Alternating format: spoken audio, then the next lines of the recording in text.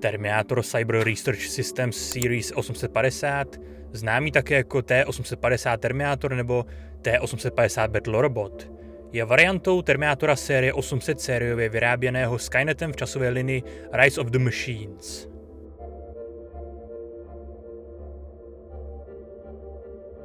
Tělesný potah T850 je snadněji odnímatelný než u T800, což usnadňuje vnitřní opravy. Zatímco kůže T800 se musí rozříznout, aby byl přístup k opravnému portu procesoru, T850 má pro údržbu snadno přístupný systém. Pod kůží na pravé straně krku se nachází uvolňovací bod, po jehož stisknutí se hlava jednotky volně přetočí na pravou stranu. Odtud je možné se dostat ke švům, které kopírují linii vlasů jednotky od základny krku za ušima až ke spánkům a snadno oddělit a odloupnout kůži, aby se odkryla kovová lebka s malým přístupovým otvorem.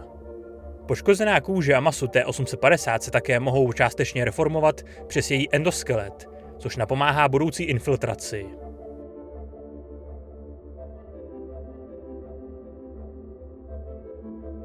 T850 je vybaven řadou akčních síťových obvodů, které v bojové situaci spouští jeho procesor. Ty fungují jako elektrická obdoba adrenalinu, nabíjejí systémy a pumpují je do boje. To má zásadní význam pro schopnost T850 vypořádat se s pozdějšími řadami terminátorů, jako je T900, T950 a TX.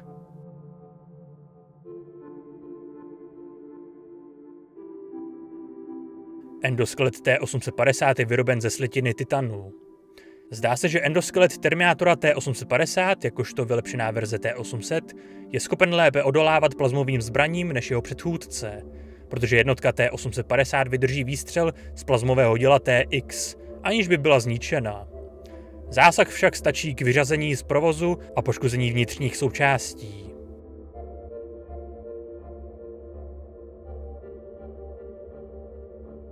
Na rozdíl od jaderného článku Iridium Power Cell, který používaly jednotky T800 v původní časové linii, je T850 poháněn dvěma vodíkovými palivovými článkami.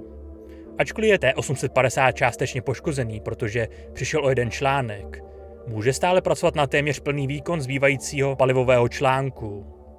T850 může krátkou dobu fungovat na akumulovaný náboj, což umožňuje vyjmutí obou palivových článků. Jmenovitá kapalina a doba před odstavením musí být ještě stanovena, protože pokračování provozu by záviselo na funkcích požadovaných po vyjmutí druhého palivového článku.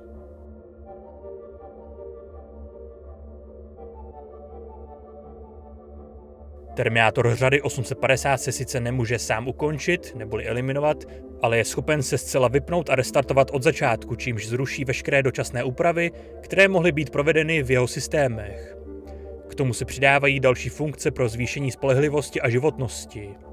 850 disponuje vestavěnou bezpečnostní a redundantní technikou, stejně jako schopností přesunout citlivé řídící obvody do chráněných oblastí v případě masivního úrazu elektrickým proudem.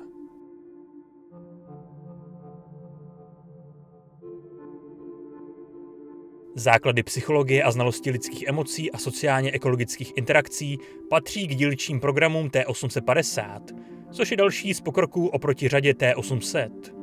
Tomu umožňuje lépe porozumět lidem, což z něj dělá lepšího infiltrátora a efektivnějšího zabijáka. Terminátor řady 850, stejně jako před ním Terminátor řady 800, disponuje podrobnými soubory.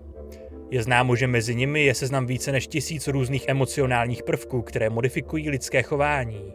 Zoologické informace o všech zaznamenaných druzích zvířat umožňují jednotce identifikovat jakýkoliv druh a přesně reprodukovat jeho zvuk pomocí jednotky pro zpracování hlasu, populární hudbu a umělce 20. a počátku 21. století, i když zatím není jasné, proč je v nich zahrnuta. T850 neustále vyhodnocuje data. Stará data ze svých paměťových bank a nová data, které jeho senzory neustále shromažďují. Na základě těchto vyhodnocení dokáže vytvářet prediktivní předpovědi, kterým dokáže přiřadit hodnoty pravděpodobnosti, čímž předčí své nepřátele a je vždy o 1 či 2 kroky napřed. Terminátor řady 850 vybavený baterií soustav senzorů je schopen detekovat své okolí a dokonce vytvářet 3D modely okolního prostředí. Disponuje schopností detekovat infračervené, radarové, optické a elektromagnetické emise, tepelné signatury, elektrický šum, vysokofrekvenční vysílání mobilních telefonů a směrovaný zvuk.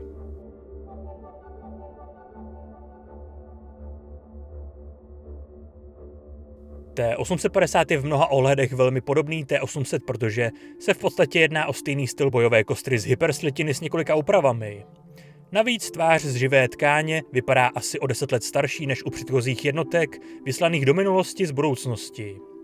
Kromě toho, že endoskelet vypadá velmi podobně jako u T800, je T850 také schopen využívat stejné modely plášťů z živé tkáně jako T800.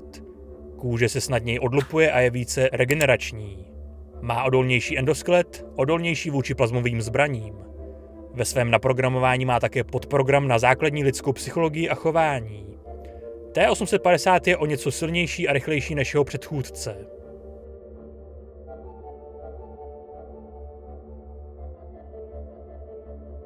Během války budoucnosti Skynet vyvinul z T800 infiltrátora T850. Jako vylepšený model T800 má T850 zesílený vnější plášť z titanu a je schopen snést větší palbu z plazmových zbraní první generace než standardní model. T850 snáší zásahy do hlavy mnohem lépe než normální, nicméně i to je jeho slabé místo.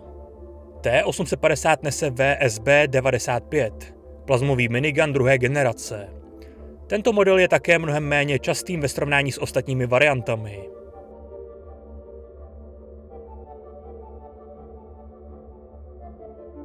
Ke konci války v roce 2029 Skynet vyvinul infiltrátora T850. Skynet nasadil jednu jednotku, aby střežila jádro Skynetu pod troskami Griffithovy observatoře a jednu, aby spolu s dalšími terminátory přepadla úkryt od boje. Během kalifornské ofenzívy bylo také několik jednotek nasazeno mimo obrannou síť. Skynet navíc před svým zničením vyslal T850 zpět do minulosti prostřednictvím zařízení pro cestování časem, aby Terminátor zlikvidoval Jacoba Riverse.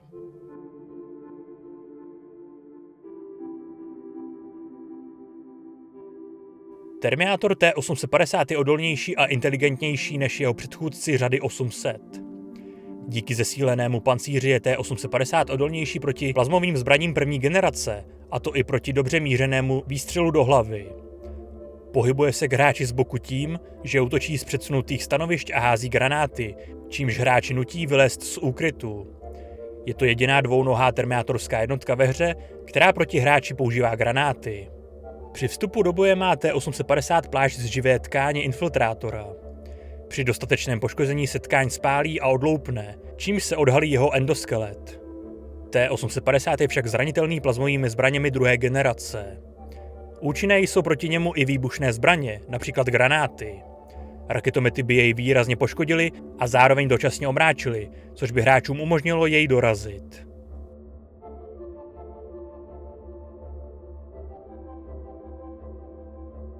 Tak, toto byl celý rozbor Terminátora T850 z filmu Terminator 3 a ze hry Terminator Resistance. Každopádně díky mu za sledování, díky mu za vaši podporu tohoto kanálu, ať už v podobě lajku, dislajku, odběru se zvonkem, komentáře, sdílení či finanční podpory na Patreonu, YouTube členství, donatu nebo super díky. Vpravo nahoře budete mít kartu k playlistu, ve které se nachází videa z celé této série. V popisku pod videem máte odkazy na mé sociální sítě, kam denně dávám info, v kolik a jaká videa vyjdou, nebo kdy a jaké streamy budou. A další zajímavé informace. Ještě jednou díky moc za vaši pozornost, uvidíme se u dalších videí nebo na nějakém livestreamu a do té doby dělejte to, co vás baví, bez ohledu na to, co vám kdo říká teď už. Speciální poděkování patronům na Patreonu a také YouTube členům, kteří podporují chod a nezávislou produkci tohoto kanálu. Mějte se a někdy příště.